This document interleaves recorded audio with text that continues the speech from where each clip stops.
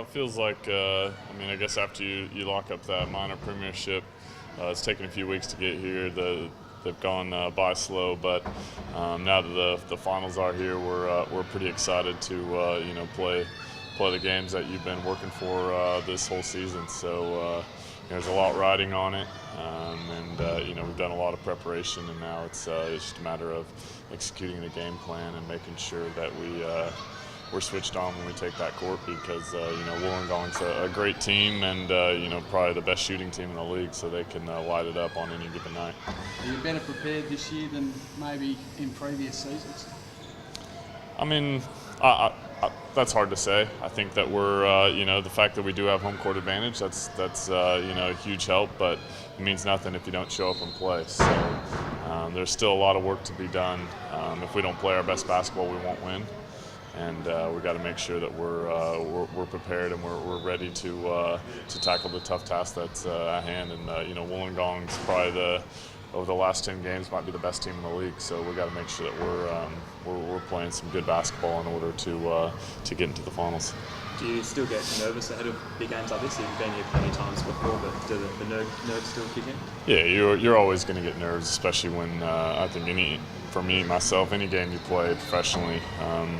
But especially come finals time, we do have guys with a lot of experience, and that tends to help, gives you confidence going into games. But my view is nerves is a good thing, and just make sure that you're focused on what you have to do and control the things that you know that you can control out there. It's the finals, the pressure's up, everything intensifies. It gets a little bit more physical. Refs let a little bit more stuff go out there on the court, so it's going to be, this is what you train for all season, and now it's time to reward ourselves. Is it a bit strange meeting them on Sunday in a dead rubber, Sean? Was it a strange sort of feeling being out there?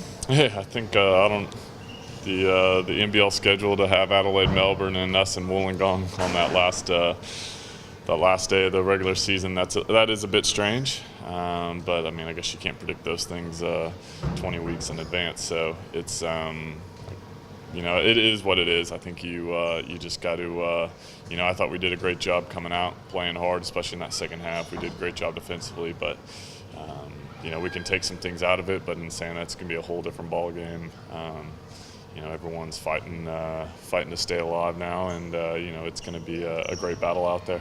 You've normally got a sea of red anyway, but the T-shirt initiative for this weekend, we've seen it a lot in the States. Is that going to take things to a new level in terms of intimidating for Wollongong? Yeah, hopefully.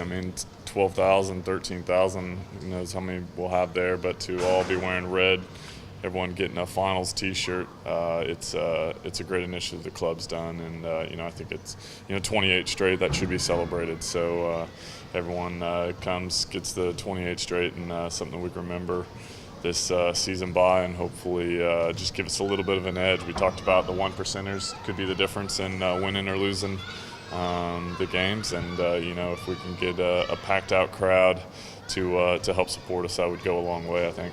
If you look at recent history with your games against Wollongong and Perth, they've all been pretty big blowouts. What do you say to the people who think that this is going to be another pretty easy win for you guys? I don't think the Wollongong team that showed up on Sunday is going to be completely different than the team that shows up on Friday, I think. They had an emotional game, basically, to save their season on Friday. They got a huge win against Sydney. And it's a tough task to travel all the way over to Perth and then line up and play against on our home court. So they'll be fresh, they'll be ready, and it's going to be a great game. I think that definitely be a lot closer than probably most people predict in the scoreline than in the past home games. Who are the danger guys that you've really got to start? Obviously, you got to look at Rodney Clark. He's one of those few guys who can absolutely just take over a game, and no matter how good a defense you're playing, he can still hit shots. So he's a key for them. And obviously Oscar Foreman really stretches the floor, and he hit, I think it was 8 threes against Sydney. He can really light it up on the opposition floor. So those two guys, we really got to make sure we limit them. But Wollongong does a great job. They play well as a team. They move the ball. And as I said earlier, they're probably the best shooting team in the league, so you really got to defend that three-point line well. Sean, you've won just one championship as a core team. I know there's been changes. Would just one championship in 5 years not satisfied, but would that be enough for a team that's been so good for those 5 years? I think we all know that we're pretty upset that we didn't win a few more, but the past is the past, and we've talked about how important that home court advantage and finishing first, and we've done a great job doing that this year so far. So I think that's hopefully that'll hold us in good stead. But there's a lot of hunger amongst the groups.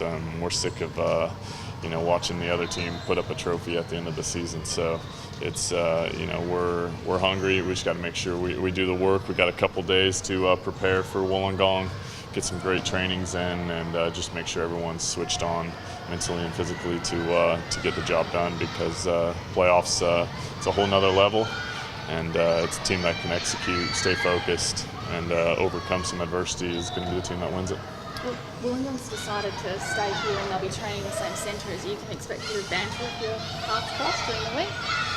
Yeah, I'm not sure what time they're training. I think we're probably only letting them in at 6 a.m., so they got to get up early. I think that's they were pretty hospitable when we were over there, letting us train at their venue. So I think we'll be ready for them Friday night. That's what we'll say. James Ennis, with the NBA talk, etc., and I know it's a team sport, but has he got something to prove during a finals campaign? It'd be pretty handy if he finishes off his year with a big playoff series. Do you expect him to have a big playoff series? Yeah, he's a big-time player, and I think when the big-time games come, those guys tend to step up, and we've seen that all through the year. He's played well in the big games that we've needed him to. So, I expect him to have a great finals campaign. But I mean, this team, as great as James has been, as great as Jermaine has been, it's been about the team. We've had some great performances. Damo's played outstanding all year. Jesse's come in. Maddie's, getting right at the right time of the year. So we've had guys step up this year when other guys have been down. So, we can't just give the ball to James and let him do his thing, because defenses are too good. We're just going to have to, play as a team, get the guys the ball in the right situations. But I expect Jimmy to have a great cap off a great season, and hopefully with the championship.